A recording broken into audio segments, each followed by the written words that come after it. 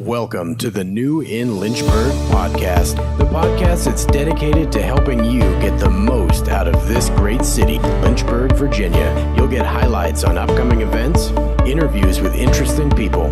You'll learn more about local nonprofits, and we'll keep you connected to all the new things going on in Lynchburg. Here are your hosts, Josh and Ray. Welcome to the New in Lynchburg podcast. I'm Josh Rose, along with my co-host, Ray Gonzalez. How's it going? And today we've got a special show. We have a guest, Kameish Johnson, so I'm excited to have her on. She's a Lynchburg-based writer. She speaks at events, stylist. She's got a blog, kind of a lot of different stuff on there. She's got fashion, living as a Christian. One thing that was my favorite is she talked about living frugal. I always like saving some money, so that was exciting. She's got a really good blog, and most recently she actually wrote a blog for us, so we're going to talk about that later in the show. For right now, what I'd like to do is maybe talk about what's happening this week in Lynchburg. Ray? So this week in Lynchburg, we have a new coffee house that's opening up in downtown Lynchburg, and it's called the 5th Street Grind. And it's a really cool coffee shop located right near 5th and Federal Street. So if you know where the restaurant 5th and Federal is, it's kind of diagonally across the street from that. And it's a new coffee shop downtown. And this is a locally owned community coffee shop that is continuing the revitalization of downtown. So make sure you check it out if you haven't seen it. So we've also got some events coming up this week I want to cover. We've got Scaremare coming up this Friday and Saturday. And that's done by Liberty, right? Yeah, it's in an old like abandoned building that they have downtown near Carroll Ave. So check that out. There's also a Fall Harvest Festival and Night 5K Trail Run. So if you like to run at nighttime...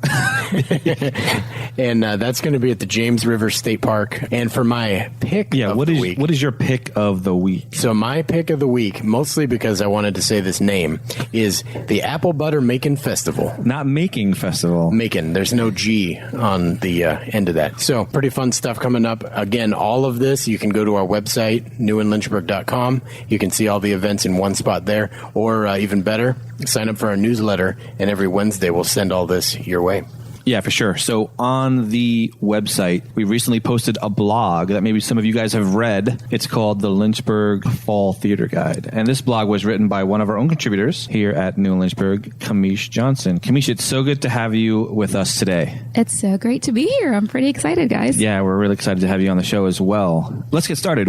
Tell us a little bit about yourself. Well, I have been living in Lynchburg for the past 6 years. I moved here from a much larger city. I moved here from New York. Yeah, New York. Oh, yay. Long Island. Long Island, because Long Island is different than anywhere else, right? It is. It takes a while for people to really get what we mean by that, but it's a little bit different. It's a little different culture there. Sure. But yeah, so I've been living in Lynchburg for the past 6 years, and it's taken me a bit to adjust to this city lifestyle. I must say that it threw me off a little bit when I heard that Lynchburg was a city. But anyway, so I actually, as you guys mentioned earlier, I write blogs. I have a blog site, and it covers mainly like topics on Christian living, fashion, and frugal living and stuff like that. So it's pretty exciting, and just, one of my newest adventures. One of my things right now in life is just facing my fears, and this is one of them. Stepping out maybe into some new things. This is definitely stepping out for me. So did we scare you? Is that...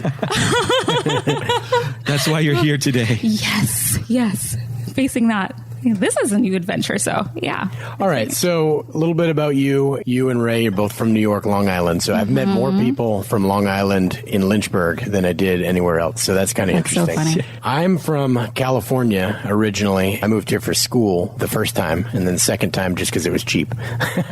So what brought you to Lynchburg? Well, I moved here to go to grad school at Liberty, and my plans were definitely not to stick around after, but I ended up doing that. And I feel like a lot of people end up doing that. Sucks you in. Sucks you in. I mean, one of the things was that I was so shocked to find out how much the cost of living here was. And I'm like, I can live in this really nice big townhome for this price. So plus it's a really neat place. It's a change of pace from, if you're accustomed to just being on the go all the time in a huge city. So this is... Yeah. And one of the things that I noticed with myself is that when I go back to Long Island, because all my family's still there. So when I go back to Long Island, all of a sudden it's more stressful. And I don't know. And so you don't realize that what kind of little bit of, even if it's a little bit of stress, you're always in that underlying stress. And then when you don't have that anymore, you realize. So I've been away long enough that now I realize that It's So much you more laid become a back. country It is person. No, I mean, never, but Oh, my. you never do. It's just you can adjust to that, which is nice. Yeah, it's definitely a better place for just kind of low key. Yeah, you give up some stuff, but you also gain some stuff. Yep, definitely.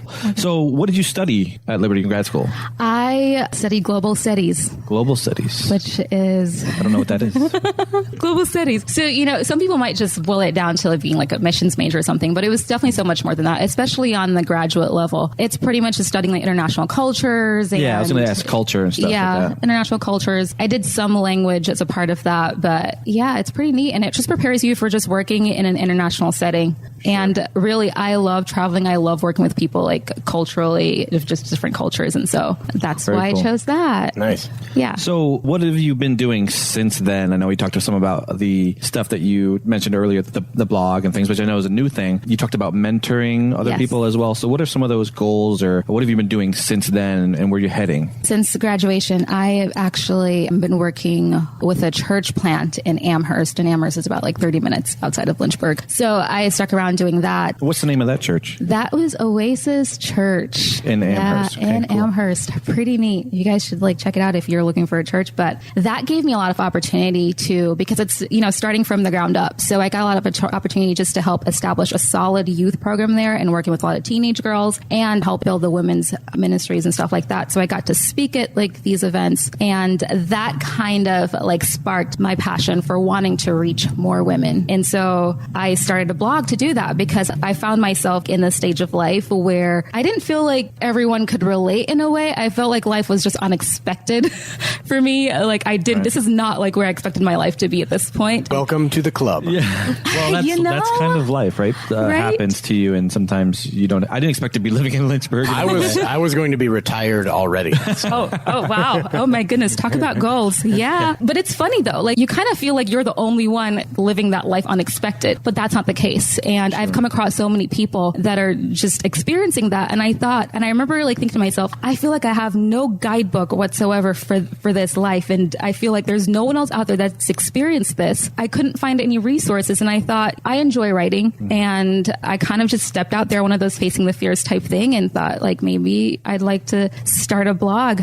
And so talk about some of those talk things. about some of those just life experiences and just be authentic and vulnerable in that, which, It's not easy. it's not easy, but Yeah, I think some of the things that it's really important because any of the things that you learned along the way will be something that somebody else is encountering and that they can learn from those things. So never waste a hurt, never waste opportunity to share with somebody else because we have wisdom that we don't even know sometimes. So it's really cool that you're able to share some of those things with the younger ladies. So. Yeah, what I think is cool is you bring a different perspective to Lynchburg than you'd normally think. It's kind of a unique place because we don't have a highway going through here. We don't have a huge international airport, but we have people from all over the place that end up here and can kind of share that. So I think that's really exciting. It's definitely a unique place. Yeah. What year did you come here? I came here 2011. Okay. So it's been about 6 years. 6 years. In that time, like you've seen it grow and change and kind of morph a little bit. What is the coolest thing that's here now that wasn't here when you got here? I don't know if I got out much when I got here. just in Because the when you're in Lynchburg- grad school, the you're Liberty like in this bubble? mode and all you do is just Studying? Yeah, or go to places like Cookout because it's open at 1 a.m. in the morning. So that was pretty much, it was limited for me. But I do remember thinking when I got here, like, oh my goodness, I cannot wait to leave on break so that I can like do some kind of shopping because there are not a lot of options here. But I think what's happened since I've come here is that there have been a lot more businesses. You just see them popping up all around town. Yeah. And so a lot of like trendy like, local boutiques and stuff. What's your favorite one? I think, okay, goodness, it's so hard to pick, but I love Live Trendy or Die and Gladiola Girl, so it's like hard to pick between both. And two. we They're just different, told you like, too about Woven Devotion. You Woven didn't know, so Devotion. that's a cool I didn't know place, about too. that, and I'm going to check that out. because Cornerstone. It's like, Yep. yeah, I need that. Yeah, that is cool. Yeah, there's definitely a lot that changed since I got here, for sure, too. It's exciting, all the development that's happening. People just keep talking about that. And we always try to do hey, revisit this place in Lynchburg that you may not have seen before, or you've been there before, but it's totally different now. So that's cool. So what would you love to see in Lynchburg that isn't here now? So if you could pick something, or just a group of things that you would love to see here that isn't here now, what would it be? I don't know if I can think of like one specific thing, but overall, I guess like I'm a vision person like that. I see so much potential for Lynchburg and it's definitely getting there. I would love to see it grow to be considered more than just a college town. Because a lot of people, I mean, like a few weeks ago, I went out of town and they were like, oh, that's a college town, isn't it? And I'm thinking, yeah, it's so much more than that. But it'd be great as the businesses build up and everything for it to be just perceived as more than that, where it's some place where young professionals flock to. Like a place like Savannah, Georgia is what I think of. You know, it's I've actually been to Savannah. It's actually the first planned city in the United States. So that's really cool. That's why it has all the planned like piazzas, I guess. The little every 4 blocks or so, there's a nice little cool park that's planned out. I did not know that. It's the first planned city. Yeah, because so if you think about it, Charleston and then St. Augustine, where Spanish was Florida and Charleston was British. So they British wanted to have a place in the middle. So Savannah was a commissioned city that basically protected Charleston from the Spanish. Ray got his degree in history. My goodness, that's impressive. But yeah, it's a really cool city. Though. Yeah. We were talking on the last episode about Rivermont, Boonesboro. You know how there's all the old downtown. We have a lot of historic. A lot of history. Yeah.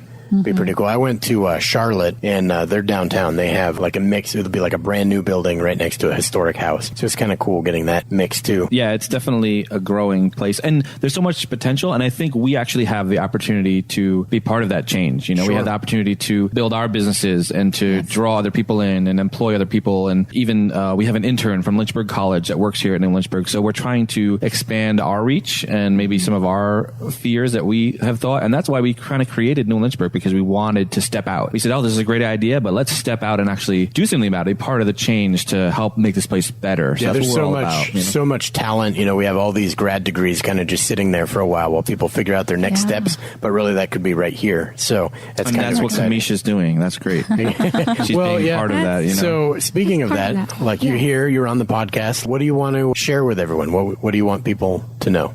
Well, as I mentioned earlier, I have a blog, and one of my main focuses right now is just writing some solid and authentic material, just reflecting my life journey. And my hope for that is to turn that into a book one day. I want to be a voice for women. I mean, not that I can't be a voice for men as well, but mostly, I mean, obviously my life experiences are probably more along the line of other women, but I want to be a voice for women who are kind of experiencing or navigating just what I'm going through in life right now. And what I'm finding is that a lot of us, we are in situations where we feel like we kind of have to be silent about what we're going through, what we're dealing with, or that we are not the norm. And why do you think that is? I think it's just a societal thing. I think the norm is, or what's expected is, you're married by this age, you have a family, and this is the goal. This is the end goal. And it really is not the end goal. And so you feel people that don't necessarily have that, or they can't have that, or they can't get that right now. I'm speaking from not just my experience, but like knowing other people. Like, do you think maybe they think that they're not normal? There's something wrong with them. That's why they haven't reached this goal or that goal by this age or whatever. And that's kind of a stigma, maybe?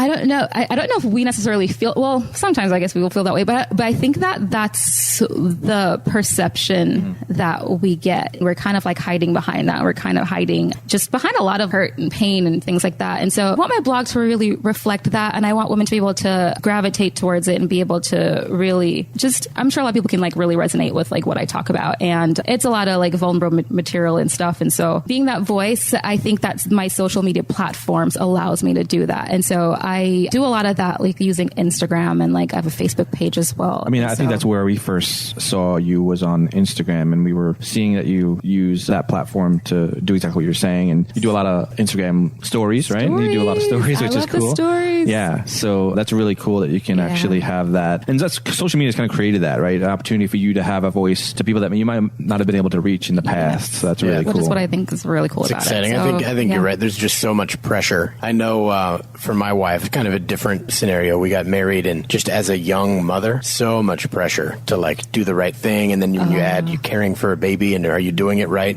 You being a good enough parent, you know, her being able to hear advice like, no, you're not going to be perfect. It's okay. Yeah. That would have helped her tremendously. So I think what you're doing is great. Right. Authenticity and being really authentic to those people that you're trying to reach is the most important thing, because everybody's trying to put on a front. Everybody's trying to pretend like they have it all together. And it's really encouraging when you know, hey, this person that I look look up to, they don't have everything together, but they're still able to walk in their faith and do all the things that they want to do. Even if they haven't maybe reached that goal yet, they're still working on it. And that's kind of cool. Yeah. And that's why like another thing that I want to do more of is just speak at like teen and women's events. And I've done a little bit of that, but that definitely is just, for me, everything just all boils down to the idea of mentorship. And I think that's a really healthy way for anyone to live. And I mean, yeah, we talk about mentorship like in the Christian aspect of things, but you think about like any area of life where people that don't even have that belief, the most successful people, they had mentors. And not only that, they had people that they were pouring into as well and teaching. And I think that's how we function well as a society. And so I kind of want to just help to perpetuate that. Yeah, I actually have that same goal as a business owner, to be able to have somebody that's above me that knows, that's been through that, all those things that come with that. And then somebody below you that you can kind of train and give back the things that you've learned. I think in life, in every area of life, we should be focusing on doing that. I don't think people do it enough. I think we're so focused on ourselves, and you tend to learn the most about life, about yourself when you're giving back and then from other people that have been there before you. So I think that's definitely a really good principle that we all need to take heed to. Yeah, agreed. Definitely. Awesome. So shifting gears here a little bit, on our last episode of the New Lynchburg podcast, we talked about some of the quirks, interesting things about Lynchburg when, you weren't from here and you decided to live in Lynchburg, and you learn all these new things. So we decided that we're going to ask any guest that comes on the show these couple of questions. So Are you ready for that? Are you going to do it? I think I'm ready. You need to be authentic and honest. Okay. I'm definitely going to try to do that. So the first question is, what are some interesting quirks or cultural things you learned about Lynchburg that might have given you some like culture shock? Okay. The very first thing that comes to mind, guys, especially coming from a place like New York, everyone just seemed to be smiling and happy and saying hi to me. And honestly, I at first thought these like I'd met them somewhere. So I was like really thrown off. Yeah. And I distinctly even remember this girl like 6 years ago, she's smiling at me. She's saying hi. And I'm thinking, oh my goodness, where have I met her? And then I realized, everyone's doing that. This is what everyone does here. And That's so weird. Threw me off.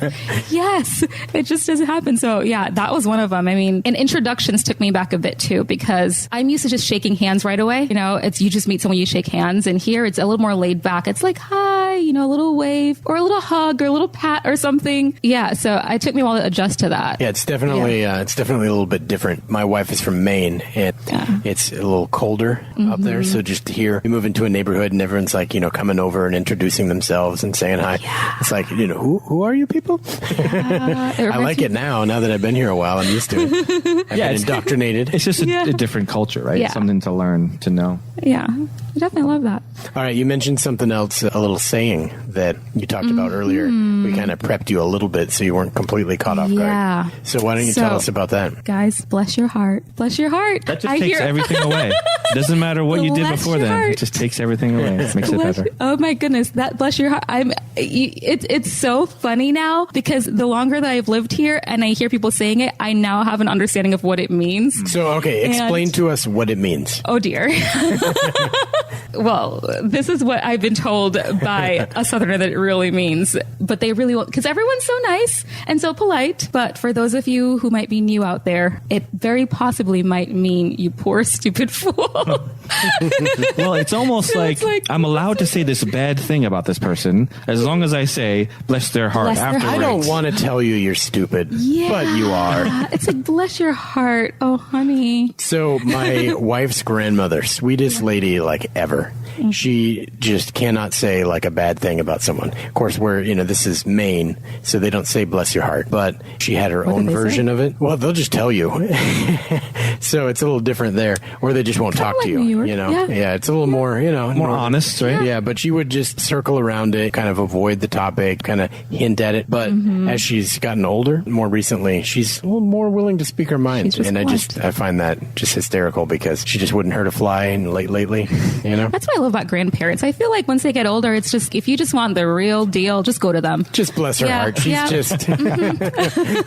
Yeah. So I love that. Speaking of Lynchburg and you here and kind of questions that we ask, what I'd like to know is, from your point of view, what are some of your favorite things to do here right now? My absolute favorite thing, if anyone would ask me, is to walk the trails. They're absolutely gorgeous. And I only discovered them really. I mean, I think we noticed Percival's Island because of like So all you mean like, not like the Appalachian Trail, but like local trails? Blackwater Creek trails. And there are quite a few of them. It's not just one. And I think that a lot of people that live around here aren't really aware. Yeah, so let's be really specific. Like, where do you start and where do you finish? Like, if you're going to go to a trail, if you've never been before. Okay, so last summer I made a deal to get a map because those maps are out there on the trails. Yep. You get a map, and I wanted to start at a different point like each day. So my roommate and I, we like ventured out on all these different trails, and we just decided to just walk in just to find out like where it took us. And can I tell you, like one day after work, long day, we were walking and we stumbled on Holland's Mill Park. And if you guys don't know what that is, you need to. The waterfall is?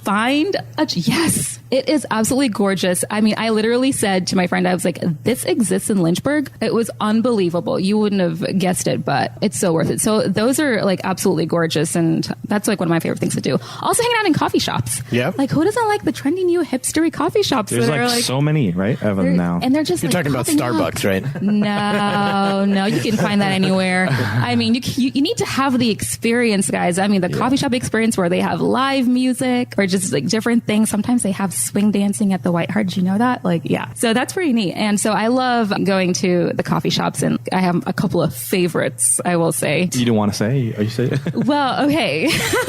So here's a fun fact about me. I'm allergic to coffee. So you love coffee shops, but Yes. you're not coffee. Yes, There's I'm allergic to something wrong with coffee. that. So for me... So do you have to wear like a plastic bag when you walk into the coffee shop? Or? I can't Hazmat breathe suit. anything in. Yes, a hazmat suit or something. I actually love the atmosphere of a coffee shop, and I think that's what I go by when I say it's my favorite. I would like the green tea, please. Yes, I am a tea fanatic. I love the tea. So do the you like tea chai tea? lattes, chai, London fogs, and there are all these even like, especially around the fall season, there are a lot of like different like drink flavors to try, like tea wise. So a lot of people don't know that coffee shops are not just for coffee; they have all these options, and so I love that. But as far as like atmosphere wise, the bean tree is my favorite because I don't know, it just reminds me of like tea when I think bean tree. Oh my goodness, I know. But I just, they have really good tea. And they have, their lavender lemonade. It's getting a little cooler, but before it gets a little cool, if anyone needs to try that is like a must. And they have a really cool fire pit. Nice. That's right like, outside, yeah. They have that fire pit. You can get the s'mores package and yeah. Cool. Yeah. So I have an interesting story about coffee shops. Not really that long of a story, but anyway, I would love to go to coffee shop. I actually met my wife at Starbucks, just so you know. Ooh, it was a Starbucks. It was in Starbucks on Long Island, and I was there. Which one? In Selden. Anybody that's out there in Selden? It was a big one, so I would just go, and I was like in my early to mid 20s, still living in my parents' house on Long Island because you couldn't afford to buy an apartment. Yeah. So I would literally, like, after work, not want to be at home with my parents. So I would just go to coffee shops for hours and study or play guitar or hang out, whatever. I met my wife there while I was there. But anyway, I would go there and I would play guitar, I would study, and I'm really conservative. If anybody knows me, like politically and like. He used to have long, flowing hair when he played his But somebody would always be like, that's a really, does he hang out in coffee shops? That's a really liberal thing to do, you know? And I was like, no. So I would act like a liberal, but I really was conservative. Yeah. That's hilarious. That's a liberal thing to do. Hang out in coffee shops? I guess. I don't know. Like, well, Lynchburg ones are different, okay? Well, I guess Starbucks, the coffee scene was like Seattle, right? Yeah. So that's kind of like. I had no idea. That's a surprise to a lot of people, I'm sure. That's funny. All right. So we recently added a food truck finder page on our website. One spot for everything. Now, if you were to go to the food truck finder page, yes, which one would you be looking for? Oh my goodness, Mama Crockett's. Yeah, they're pretty Guys, good. Seriously, I actually have cut someone off in traffic before when I've swerved over. I'm like, it's Mama Crockett's. I see the teal. I see the teal camper. with the face on the front. Well, now you know where she's going to be. You know where they're going to be all the time now. Yeah, Mama Crockett's or upper crust pizza. Oh my goodness, I tried that. I actually tried it here in Cornerstone when I first Yeah, they have a restaurant. They have a restaurant and a food truck, and so after that, I've just been on the hunt for the food trucks. Even though the restaurant has a lot more options, so definitely check that out. But those are like my weaknesses right there. Fun. So now we've talked about all this stuff. How how, and we've learned a little bit about Kameish, how does our audience get in contact with you? If somebody wants to reach out to you, if somebody's looking for somebody to speak, a guest speaker, if somebody wants to send you a message, how do they get in contact with you? They can definitely visit my website. It's KameishJ.com. And so my name is a little unique. Spell that so for it's us. spelled KAMEISH.com. And there's a contact tab at the very top. So you'll definitely be able to just contact me directly from there. Or there's always Instagram and Facebook. And my handles are at KameishJ, just how it was spelled before. And you have your blogs on the website and that kind of stuff. They can read some of your stuff? Yes, I have all my blogs listed on there, my lifestyle posts, and I have a fall trend, fashion trend guide on there currently. So, yeah. Now, on our website, you did a blog for us that was the fall kind of, not just fall, but the theater guide. Yes. And so at the bottom of that is your information too. Yes, so people can find that. And that was really popular. A lot of people are into theater, and now we're starting to get more and more, which is awesome. We were excited about that. And we look forward to seeing some more content from you in the future. I look forward to it. Excited. It's so exciting. It was exciting to get all that. Thanks so much for coming and being here today. Yeah, so I want to just, again, thank you for joining us. Just, again, check out her website. She can be found on Facebook, Instagram. What was that thing that you did when we first met that was the, little video clip thing? Do you know what I'm talking about? I guess it was Instagram story. Was it a story? Okay, I Stories? thought it was a different app that you were doing. So maybe not. It was like the video. Instagram stories. Okay, it was just a story. All right. Well, she did good stories. She does on stories all the time. You know? I love Instagram stories. Yeah, so definitely check it out. And we just want to thank everyone for listening to the New in Lynchburg podcast. And we will see you next time. Take care, guys. All right, thanks, guys. Thank you for listening to another episode of the New in Lynchburg podcast. Visit newinlynchburg.com for more episodes. If you want to stay up to date with what's going on in Lynchburg, then sign up for our free weekly newsletter at newinlynchburg.com/subscribe or follow us on Instagram at New in Lynchburg. You can also check us out at Facebook, facebook.com/New in Lynchburg. We will see you next week for another episode of the New in Lynchburg podcast.